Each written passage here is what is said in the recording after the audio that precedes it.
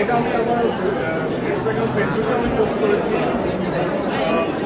তো এটা একটা অন্যরকম তারপর সবাই সম্ভবত আমাদের যাদের মধ্যে মনুষ্যত্ব বোধ আছে তারা অন্যভাবে চিন্তা করছে এবং আমার মনে হয় আল্লাহ সবার সহায় হোক, ঈশ্বর সবার সাথে থাকুক এবং আমরা আমাদের জায়গা থেকে বেতনটা একদম ভালো নেই।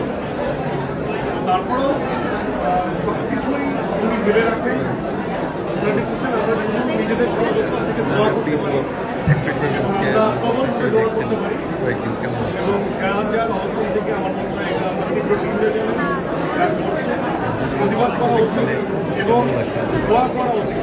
যার যার